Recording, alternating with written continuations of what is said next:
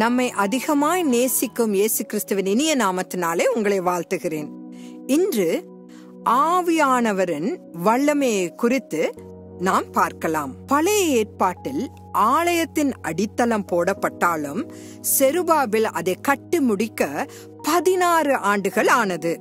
செருபாபேல் அளவு கடந்த தாமதத்தால் விரக்தி அடைந்த போது அவரை உற்சாகப்படுத்த கர்த்தர் ஆகாய் மற்றும் சகரியா ஆகிய 2 தீர்க்கதரிசிகளை எழுப்பினார். பலத்தினாலும் அல்ல, பராக்கிரமத்தினாலும் அல்ல, என்னுடைய ஆவி ஊற்றப்படும் போதுதான் ஆலயம் கட்டி முடிக்கப்படும் என்று சேனைகளின் கர்த்தர் உரைப்பதாக சகரியா செருபாபேலுக்கு சொல்லுகிறார். இதே சகரியா 4வது அதிகாரம் 6வது வசனத்தில் நாம் காணலாம். புதிய ஏற்பாட்டு சபையும் கூட பரிசுத்த ஆவி ஊற்றப்பட்ட பிறகுதான் வளர்ந்தது. இயேசு கிறிஸ்துவின் சீஷர்கள் அனைவரும் பரிசுத்த ஆவியினால் ஞானஸ்நானம் பெற்றார்கள்.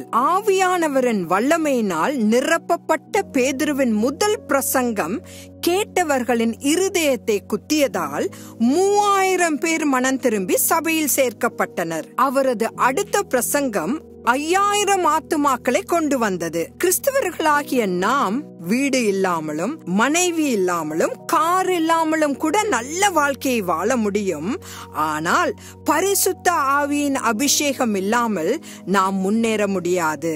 நம் வாழ்வில் பரிசுத்த ஆவியின் வல்லமை, அதாவது இந்த டுனாமிஸ் வல்லமை என்பது வாழ்க்கையில் நாம் வைத்திருக்கக்கூடிய எல்லாவற்றையும் விட மிக பெரியதாகும். அப்போஸ்தலர் 19ஆம் அதிகாரம் 6வது 7வது வசனத்தில் பரிசுத்த ஆவியானவரால் ஞானஸ்தானம் பெறாத 12 பேர் இருந்தனர்.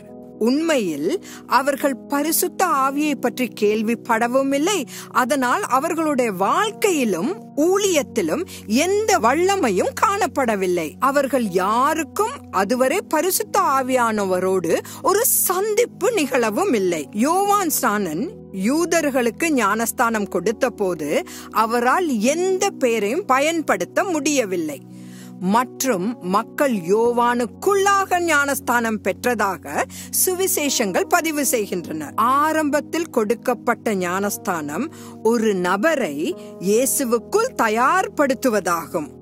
ஒரு விசுவாசி பிதா, குமாரன் மற்றும் பரிசுத்த ஆவியின் பேரில் இயேசுவுக்குள் ஞானஸ்தானம் பெற்றால் மட்டுமே பரிசுத்த ஆவியானவர் நம் மீது ஆளுகை செய்ய முடியும். ஒரு சீஷனின் வாழ்க்கையில் தேவனின் திட்டங்களை நிறைவேற்ற இந்த ஆவியானவர், அதாவது டுனாமிஸ் வல்லமை போதுமானது. ஒரு கிறிஸ்தவன் ஆவியில் செயல்பட முடியாததற்கு காரணம் பரிசுத்த ஆவியின் அபிஷேகத்தில் அவன் குறைவுபட்டிருப்பதே ஆகும். தீமோத்தேயுவுக்கு பவுல் எழுதிய கடிதத்தில் அர்ப்பணிப்பின் மூலம் பரிசுத்த ஆவியானவரை பெற்றுக்கொள்ள முடியும் என்று அறிகிறோம். இயேசு கிறிஸ்துவும் கூட யோவான் ஸ்நானனுக்கு தன்னை ஒப்பு கொடுத்தார். ஆவியானவர் நம் வாழ்வில் வல்லமையாய் வெளிப்படும்படி தேவனுக்கு நம்மை முற்றிலுமாக அர்ப்பணிப்போம். மறுபடியும் நாளை சந்திக்கலாம். ஆமென். வாரும் தூய ஆவியே, உம் பிரசன்னத்தை வாஞ்சிக்கிறோ, உம் வல்லமையால் என்னை நிறைத்து நீராளுகை செய்யும்.